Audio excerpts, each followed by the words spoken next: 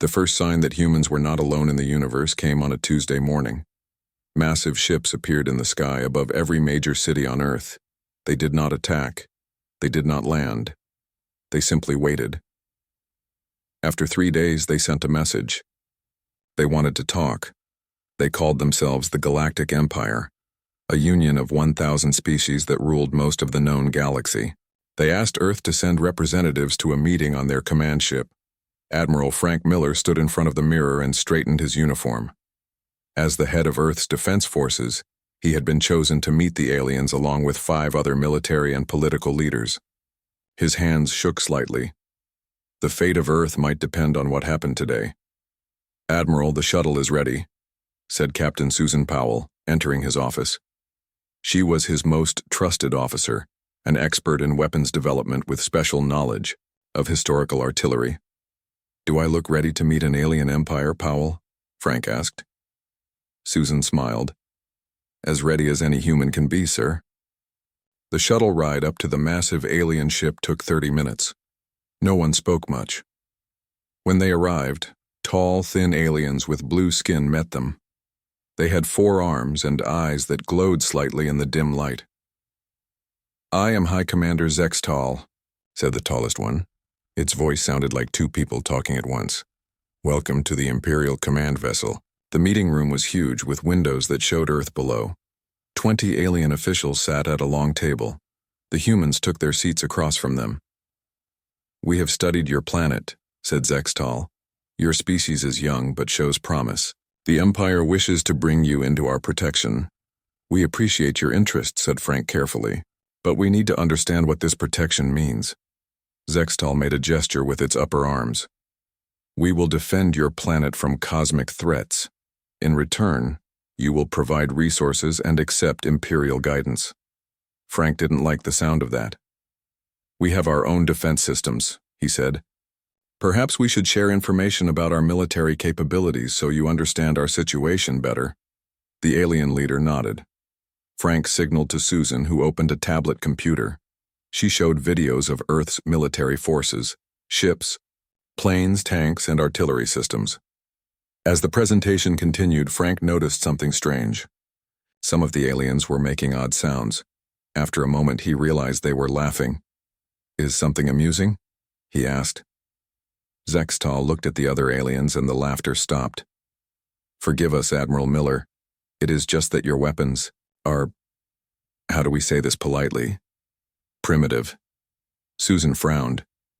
"Our weapons have been developed over centuries of warfare. They are highly effective." One of the smaller aliens leaned forward. "You still use chemical explosives to launch metal objects? How quaint." "We call them artillery shells," Susan said, her voice tight. "They have served us well." "Perhaps against other humans," said Zextal. "But observe." The alien pressed something on the table. A hologram appeared showing one of their ships. A beam of light hit the ship, but a glowing bubble appeared around it. The beam couldn't get through. "Our shield technology can disperse any energy attack," Zextal explained, "and any small physical objects moving at high velocity." "Like bullets or missiles," Susan said quietly. "Precisely. Your weapons could not harm even our smallest vessels." Frank felt cold. If they couldn't hurt the aliens, how could they defend Earth? "Now, let us discuss the terms of our protection," Zextal continued. "We will require 10% of all natural resources your planet produces. We will also need 50,000 humans per year to serve in our labor force."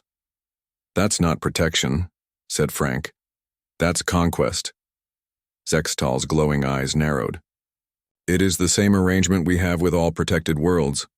Those who resist eventually see the wisdom of our offer, after demonstrations of our power." "We need time to discuss this with our world leaders," Frank said. "Of course. You have 7 days to consider our generous offer." Zextal stood up. "Then we will expect your answer." The meeting was over. As they walked back to their shuttle, Susan moved close to Frank.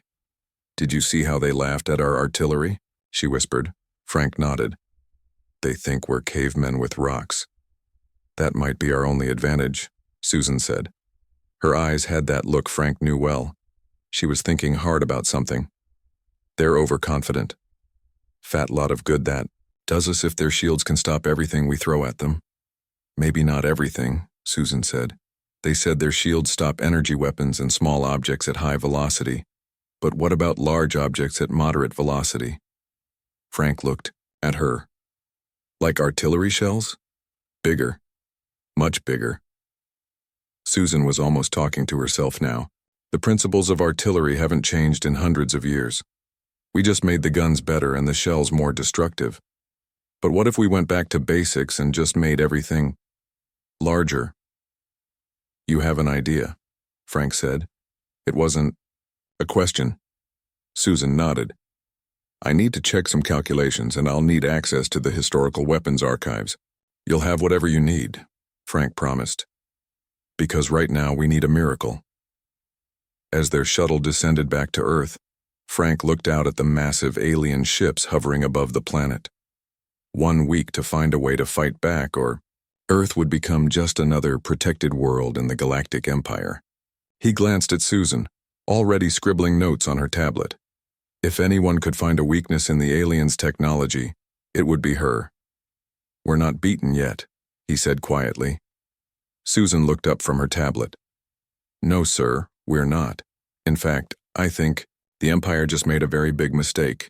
They showed us their shields and told us exactly what they can stop, and what they might not be able to stop, Frank finished. The shuttle landed at the military base. As they walked toward the command center, Frank made a decision. Captain Powell, as of now, you're heading a special project. Whatever you're thinking, make it happen. You have all the resources of Earth at your disposal. Susan saluted. Yes, sir. They think our old weapons are a joke. Let's make sure the punchline kills them. The world changed in the days after the successful test of Project Thunderclap. Governments worked together in ways they never had before. Factories around the globe made parts for the new cannons. Dr. Olivia Wright's special material was now being produced on 6 continents. Susan Powell hadn't slept more than 4 hours a night since the test. She divided her time between overseeing the new cannons and developing the battle plan. Today, she was at the European cannon site in the Swiss Alps. The barrel assembly is complete, said the site manager, a German engineer named Klaus. We'll be ready to test fire tomorrow. Good, Susan said. What about the targeting systems? Installed and calibrated. We can hit any point in low Earth orbit. Susan nodded and checked the site off her list. 4 cannons were now complete. The 5th and 6th would be ready just before the deadline. Each cannon could fire once per hour, a limitation of the massive loading mechanism. Together they could launch 6 projectiles every hour at the Empire fleet. Her phone rang. It was Admiral Miller. Captain, we need you back at headquarters, he said. Our scouts have detected movement in the Empire fleet. They're starting to take up positions around Earth. Susan's heart raced. I'm on my way. She took a military jet back to the Rocky Mountain facility. By the time she arrived, the command center was buzzing with activity. Large screens showed the positions of Empire ships in Earth orbit. They're arranging themselves in attack formation, General Gomez explained when she entered. Standard orbital bombardment pattern, according to what we know of their tactics. How? Many ships? Susan asked. Over 500 in the main fleet, plus support vessels. Gomez pointed to different areas on the screen. Their flagship is here, with the largest vessels around it. Susan studied the formation. The Empire clearly expected no real resistance. Their ships were perfectly aligned, more for show than for battle. Have they made any demands yet? She asked. Not yet, Admiral Miller said, joining them. But our deadline is tomorrow. I expect they'll contact us soon. As if on cue, a communication officer called out, Sir, incoming transmission from the Empire flagship, put it on screen, Miller ordered. The main screen changed to show High Commander Zexatal. The alien looked as smug as ever. People of Earth, it said. Your time to consider our generous offer has nearly expired. We have brought additional ships to help you understand the consequences of refusal. You have 24 hours remaining. Choose wisely.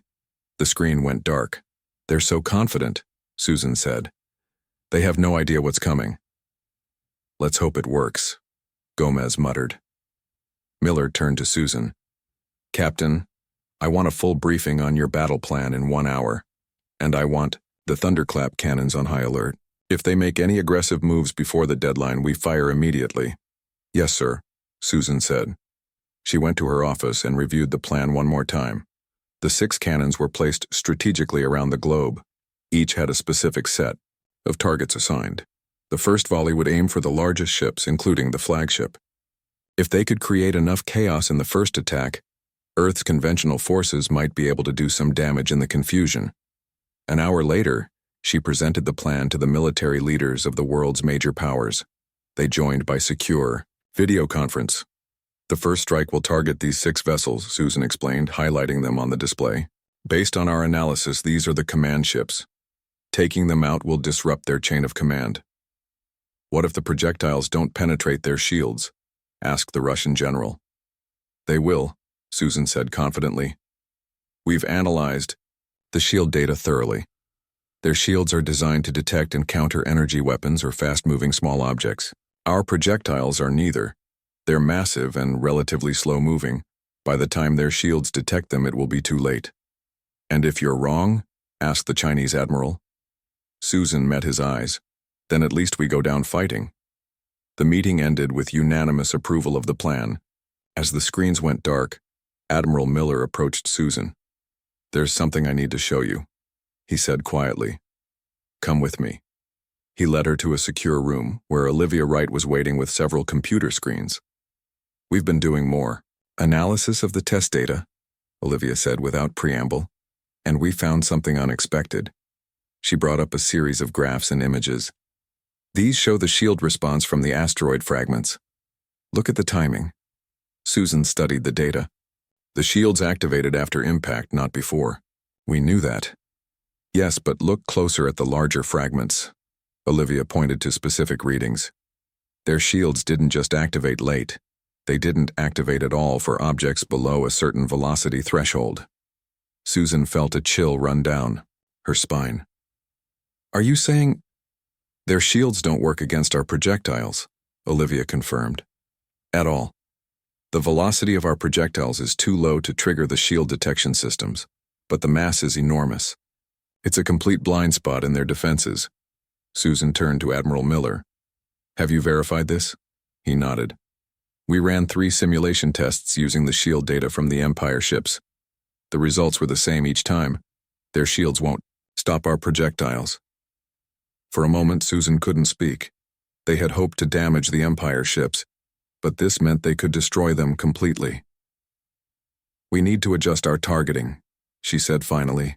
If the projectiles will pass through their shields like they aren't even there, we should aim for the most vulnerable parts of each ship. Already done, Miller said.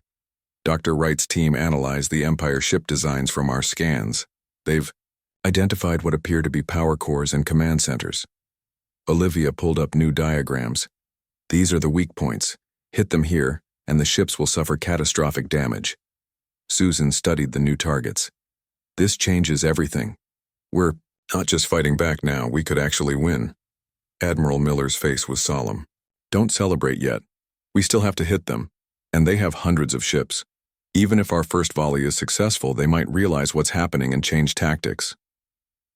Then we need to hit them hard and fast, Susan said. No warning, no declaration, just 6 projectiles taking out their biggest ships at once. That's the plan, Miller agreed. The President will send a message just before we fire, asking for a final meeting to discuss terms. When they're focused on that, we strike. Susan nodded. It was a good plan. The Empire's arrogance would be their downfall. They were so certain of their technological superiority that they hadn't bothered to look for weaknesses. When do we fire? She asked. Tomorrow at noon, Miller said. When they expect our answer.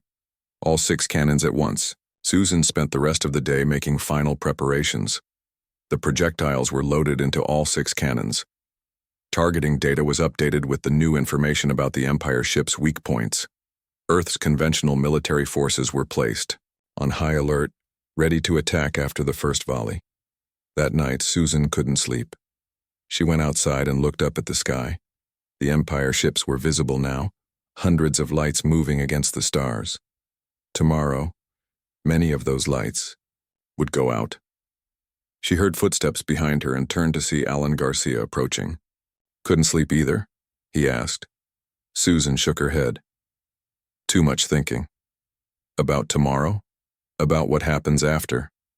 Susan looked back at the sky. "If this works, if we defeat them, what then? The Empire controls 1,000 worlds. We'll have made a powerful enemy." Alan was quiet for a moment. "My grandmother used to say that some things are worth the risk. Freedom is one of them." Susan smiled. "Your grandmother was a wise woman." "She was." Alan's voice grew serious. "Do you really think it will work? That we can beat them?" Susan thought about everything they had learned about the Empire shields, about the test that had turned an asteroid to dust, about the years she had spent studying old weapons and finding new uses for them. "Yes," she said. "I do. The Empire made a critical mistake. They underestimated us. They saw our weapons and laughed, never thinking we might have something they weren't prepared for." "A really big gun," Alan said with a small smile. "The biggest ever built," Susan agreed. "And tomorrow, the Empire learns what it can do." They stood in silence for a while, watching the enemy ships move across the night sky. Tomorrow would bring either humanity's greatest victory or its final defeat. Either way, history would be made. As dawn broke, Susan returned to the command center. The room was tense but focused. Everyone knew what was at stake. "All cannons report ready," Alan told her as she took her position.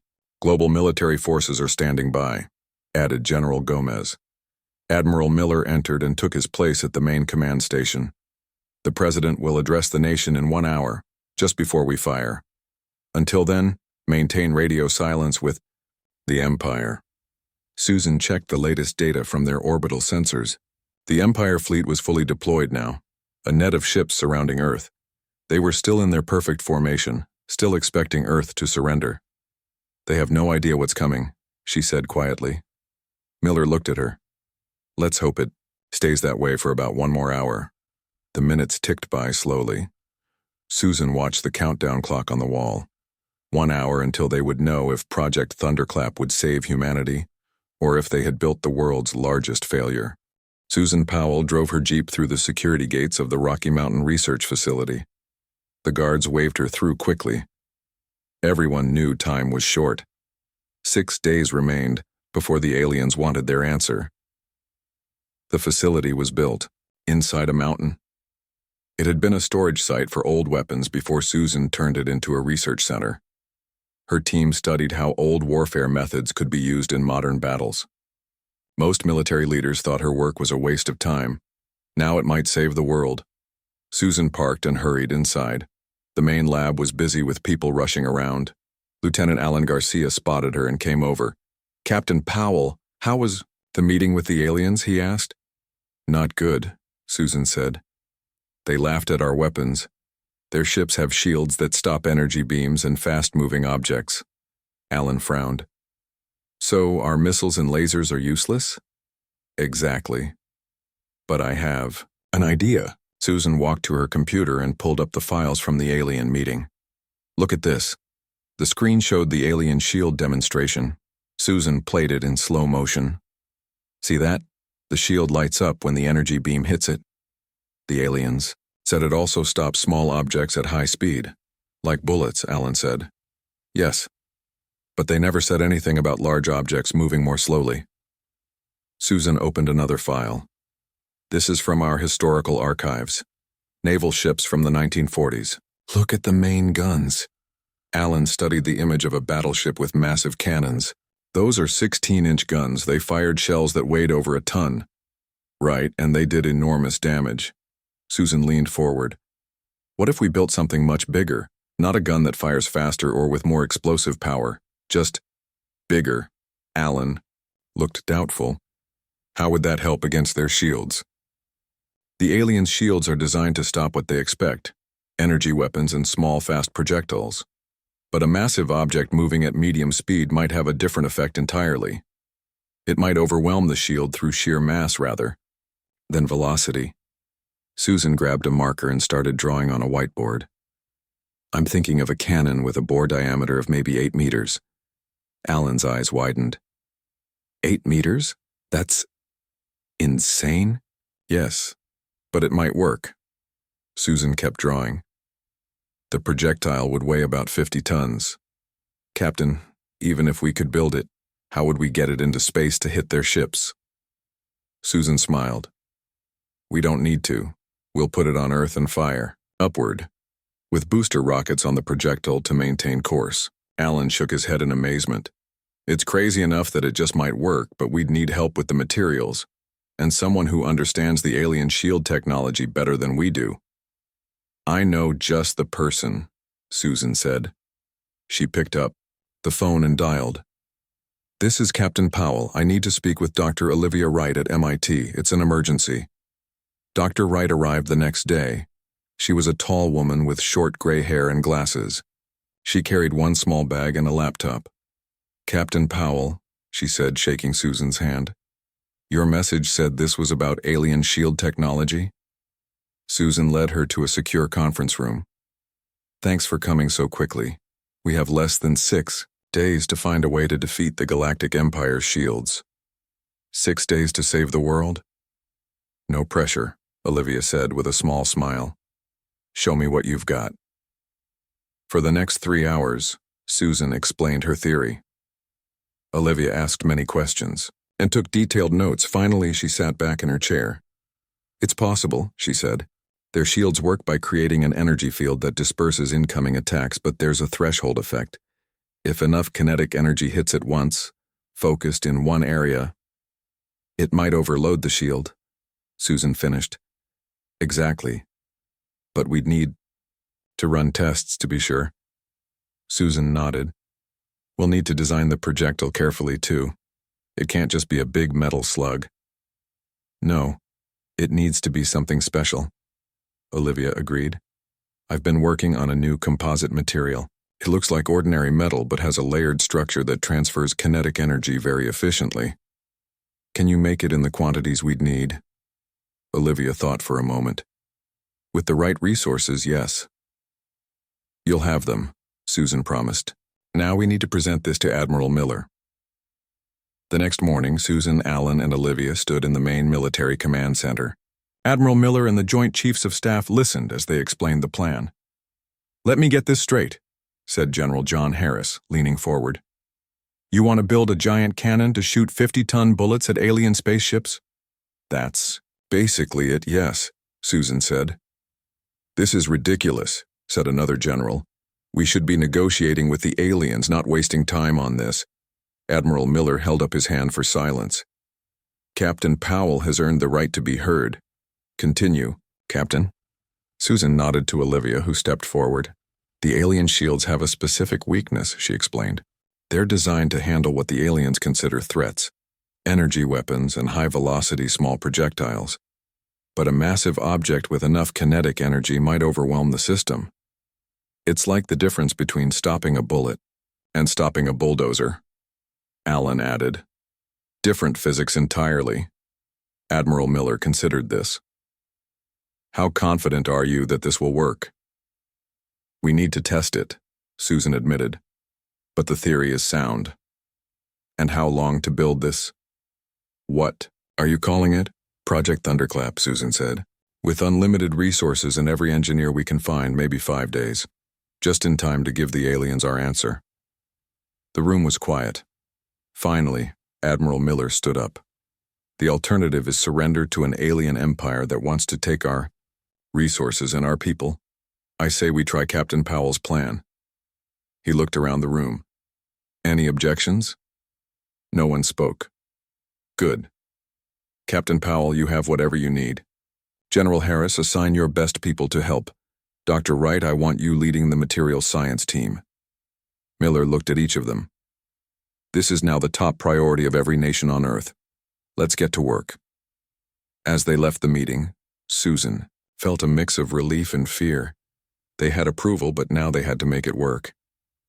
5 days to build the biggest gun in history, Alan said quietly. Do you really think we can do it? Susan thought about the alien ships hovering above Earth. She thought about what would happen if they failed. We don't have a choice, she said. We have to. They returned to the mountain facility, which was quickly becoming the center of Earth's defense effort. Engineers and scientists were arriving hourly from around the world. Construction teams began excavating a massive chamber deep in the mountain to house the cannon. Susan worked around the clock, catching a few hours of sleep when she could. Dr. Wright's team created the first samples of the special composite material. Alan supervised the construction of the enormous barrel sections. 3 days before the deadline, Admiral Miller visited the facility to check their progress. It's impressive, he said, looking at the partially completed cannon. But will it be ready in time? It will, Susan promised. We're working in 3 shifts nonstop. The first test firing is scheduled for tomorrow. Miller nodded. Good, because our scouts report the Empire is moving more ships into the system. I think they're expecting us to say no. Susan met his eyes. Then we'll have to surprise them. The Empire's response came 3 hours after the first volley from the thunderclap cannons. Their ships had been in chaos, with commanders unsure what had happened or how to respond. But now, they had regrouped. And they were angry. Incoming transmission, the communications officer announced in the command center. Admiral Miller nodded. Put it on screen. The main display showed an alien Susan didn't recognize. This one had darker blue skin and what looked like battle scars on its face. I am Fleet Commander Vexer, the alien said, its dual-toned voice harsh. High Commander Zextal is dead, murdered by your cowardly attack. For this crime, your planet will be reduced to ash. Admiral Miller stood tall. We defended ourselves against an invading force, Commander. Your ships came to our world and demanded our surrender. Silence, Vexer shouted. You will witness the price of defiance. Prepare for orbital bombardment. The screen went dark. They're repositioning, Alan reported from the tactical station, moving to higher orbits outside our cannon's effective range. Susan studied the display. The Empire ships were spreading out, taking positions where Earth's new weapons couldn't reach them, but their weapons could still reach Earth. How long until the next volley? Miller asked. Cannons 3 and 5 are ready now, Susan answered. The others need another 20 minutes. Fire the 2 that are ready, Miller ordered. Target any ship still in range. The order went out. 2 massive projectiles launched from opposite sides of the planet. One hit an Empire destroyer that had been slow to retreat. The other missed as its target moved at the last second. They're learning, Susan said grimly, adjusting their tactics. On the screens, they watched as beams of energy shot from the Empire ships toward Earth. The first shots hit the ocean, sending up massive columns of steam. A warning. They're targeting major cities, Alan reported as new firing solutions appeared on Empire ships. New York, London, Beijing, Moscow. Evacuations are already underway, General Gomez said, but we won't get everyone out in time. Susan felt cold fear grip her heart. They had hurt the Empire, but now Earth was about to pay the price. Then she noticed something on the tactical display. Wait, she said, pointing to the pattern of Empire ships. Look at their formation. The ships had spread out to avoid Earth's cannons, but in doing so, they had created a thin line that encircled the planet. Each ship maintained a safe distance from the others to avoid collateral damage if one was hit. What are you thinking, Captain? Miller asked. Their shields don't work against our projectiles, Susan said. But what about against their own weapons? Miller's eyes widened as he understood.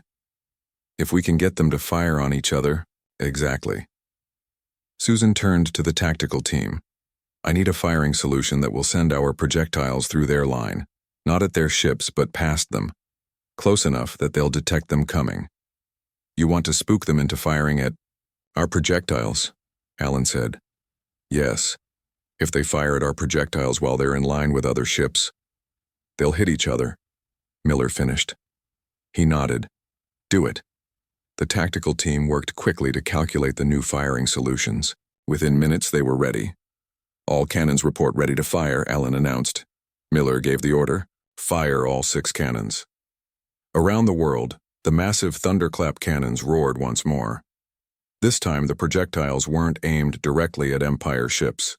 Instead, they were targeted to pass near enough to several ships to be detected, but not to hit them. The plan worked better than they had hoped.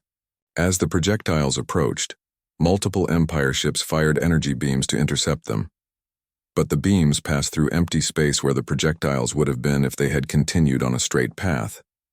Instead, the small rockets on each projectile had altered their course slightly. The energy beams continued on, hitting other Empire ships in line behind the targets. Their shields flared as they tried to absorb the friendly fire. Some succeeded, others failed, their shields overloaded by the powerful weapons of their own fleet. 5 Empire ships hit by friendly fire, Allen reported with excitement. 3 destroyed, 2 heavily damaged. They're breaking formation, Susan observed. The Empire ships were moving wildly now, trying to avoid both Earth's projectiles and each other's weapons. The confusion is giving our conventional forces a chance, General Gomez said. Our fighter jets are engaging the smaller ships that have entered the atmosphere. On the screens, they could see battles raging in the skies over several continents. Most of Earth's planes were no match for the Empire's technology, but the aliens were disorganized. Some Earth pilots were finding success by working in large groups to overwhelm individual alien ships. "Get me Fleet Commander Vexor," Miller ordered. After a minute, the alien appeared on screen again. Its face was twisted with rage. "You dare request communication after your treachery?" It snarled. "I want to offer you a chance to end this," Miller said calmly. "Withdraw your forces now, and there will be no further bloodshed." Vexor laughed harshly. "You think a few lucky shots give you victory? The Empire spans 1,000 worlds. We can lose this entire fleet and still return with 10 times as many ships." "Perhaps," Miller admitted. "But would the Empire waste resources on a world that can destroy their ships? A world that saw through your supposedly invincible shields? How will you explain that to your superiors?" The alien's glowing eyes narrowed. "You know nothing of the Empire." "I know that no Empire can afford unlimited losses," Miller said.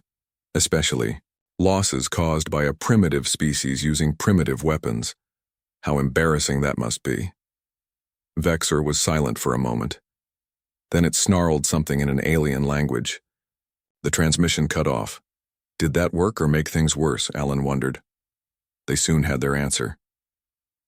The Empire ships began firing again, this time in a coordinated pattern. Energy beams rained down on Earth's surface, targeting the areas around the thunderclap cannons. "They've figured out where our weapons are," Susan said. "They're trying to destroy the cannons." The mountain shook as energy beams hit nearby. Dust fell from the ceiling of the command center. "Cannon sites 3 and 6 report direct hits," Allen said, his voice tight. "They're offline." "The others?" "Still operational, but under heavy fire." "They won't last long," Susan thought frantically. They had hurt the Empire fleet, but not enough. If they lost the cannons, Earth would have no defense against the remaining ships. "We need to fire again," she said. "All remaining cannons, right? Now." "But the loading cycle isn't complete," Allen protested. "And we don't have targets locked." "It doesn't matter," Susan said. "Just get those projectiles in the air. They don't have to hit anything. Their presence will force the Empire ships to move, to break off their attack on the cannons." Miller considered for a moment, then nodded. "Do it. Fire all operational cannons immediately." The order went out. Moments later, the mountain shook, again as the Rocky Mountain cannon fired. The projectile wasn't properly secured, and the loading mechanism was damaged by the premature firing, but the massive metal slug still launched skyward. Around the world, 2 other cannons managed to fire as well. One projectile went wildly off course, another flew straight up with no targeting solution at all. The third, from the Rocky Mountain cannon, followed a rough path toward the center of the Empire fleet. As expected, the Empire ships broke off their attack on the surface to avoid the incoming projectiles. 2 of the projectiles missed everything, flying off into space. but the third, through sheer luck, struck an Empire cruiser that had moved directly into its path while trying to avoid it. "Hit!" Alan exclaimed. "One more down!" But the victory was short-lived. New alarms sounded throughout. The command center. "Multiple ships entering low orbit," Alan reported. "They're coming down to take out the cannons directly." Susan looked at the tactical display in dismay. At least 30 Empire ships were descending toward Earth, targeting the cannon sites. The remaining cannons couldn't be reloaded in time to— "Stop them, all sites, evacuate immediately," Miller ordered. "Get your people out." Susan watched as the blips representing Empire ships drew closer to the surface. It seemed their gamble had failed. They had hurt the Empire, but not enough to win. Then something unexpected happened. One of the Empire ships exploded suddenly. Then another. And another. "What's happening?" Miller demanded. "It's not us," Alan said, checking the data. "Something else is hitting them." A new communication came through on an emergency channel. "This is Captain Bill Johnson of the SS Defiant. Hope you don't mind us joining the party down there."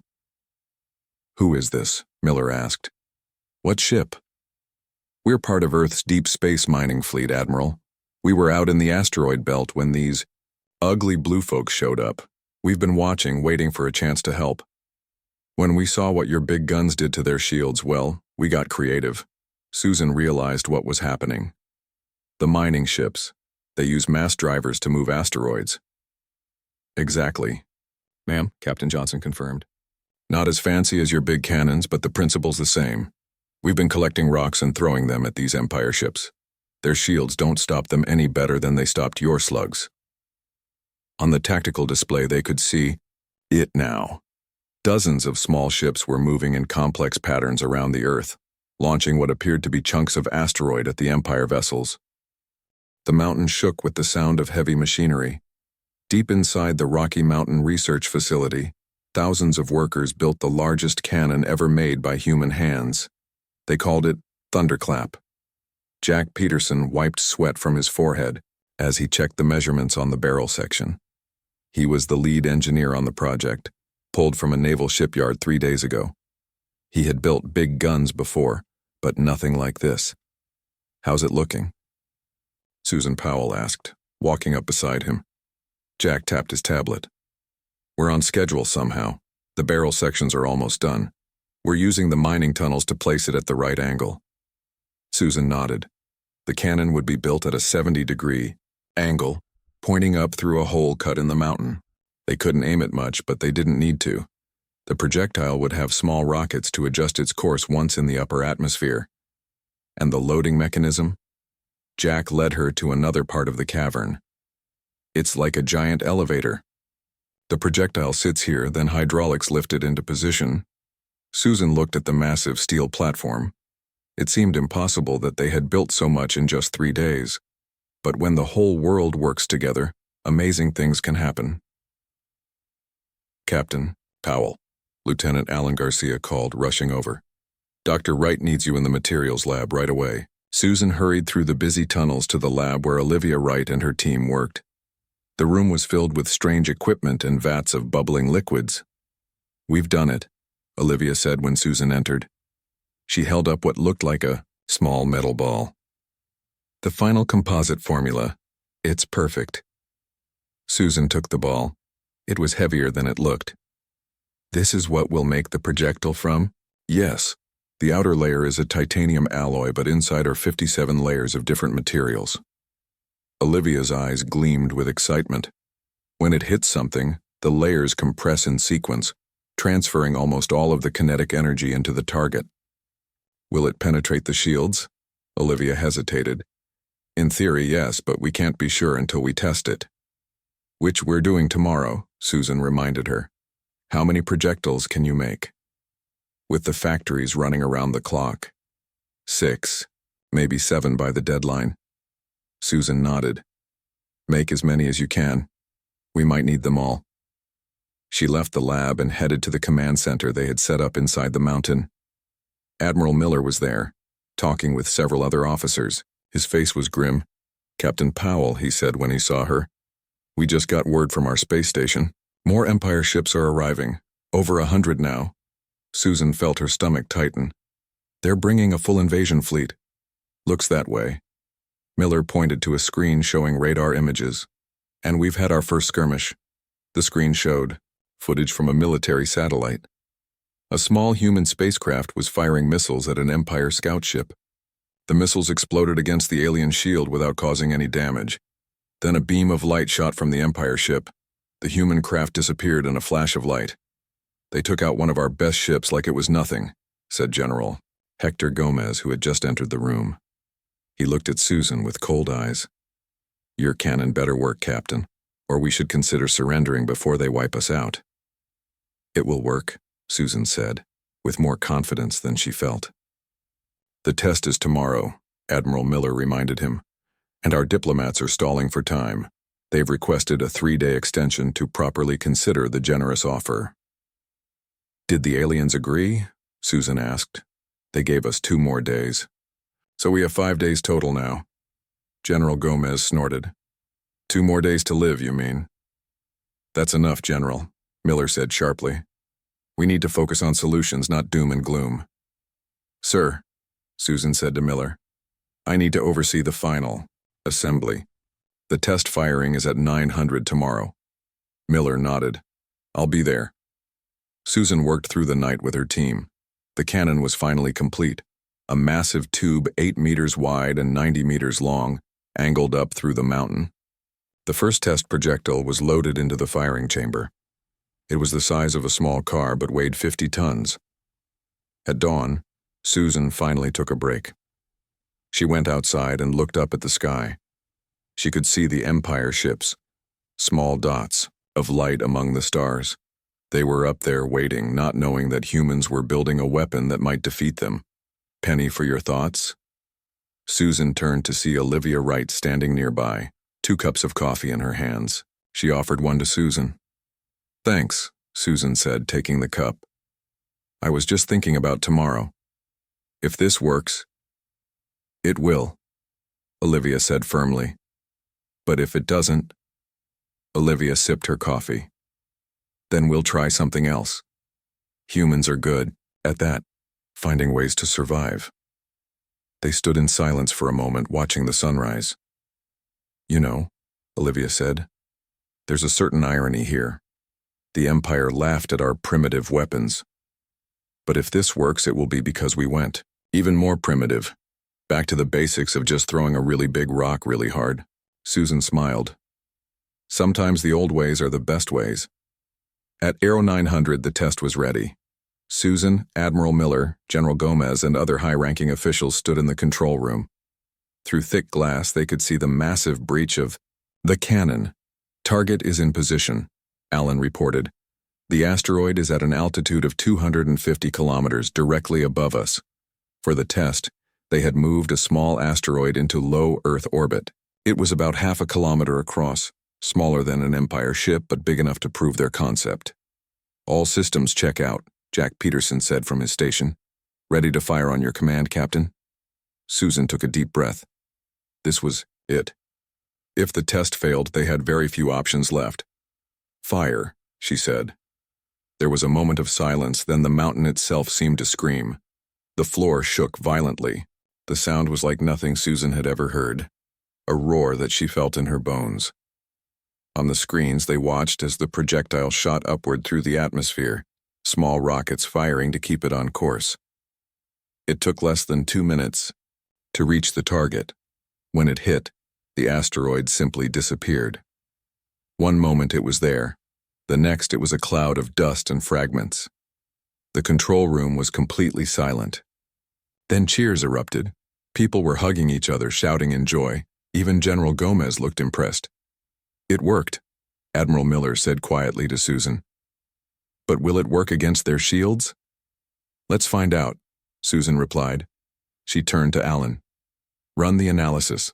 Did the sensors pick up any shield activation from the asteroid pieces? Allen worked at his computer for a few minutes.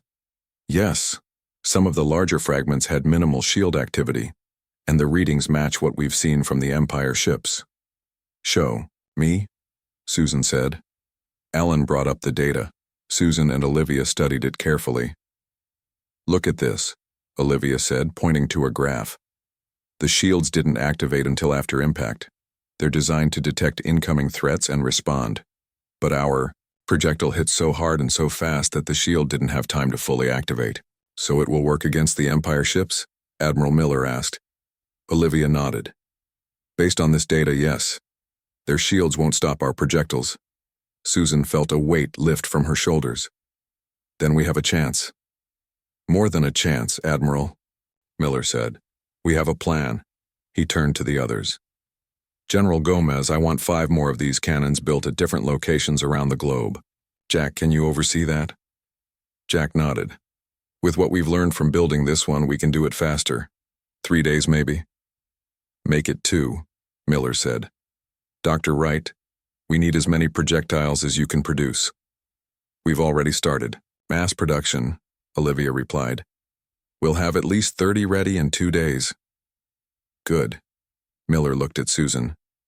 Captain Powell, you'll coordinate the global defense strategy. We need to decide which Empire ships to target first when they attack. Susan saluted. Yes, sir.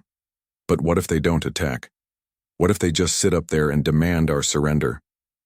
Miller smiled grimly. Then we'll need to give them a reason to come closer. He turned to his communications officer. Get me the President. We need to discuss our response to the Empire's offer. As the others left to begin work on the new cannons, Susan stayed in the control room, looking at the screens showing the dust cloud that had once been an asteroid. They had built the biggest gun in history, and it worked. Now they just needed to use it against the real enemy. She thought about the Empire representatives laughing at Earth's primitive weapons. They wouldn't be laughing much longer.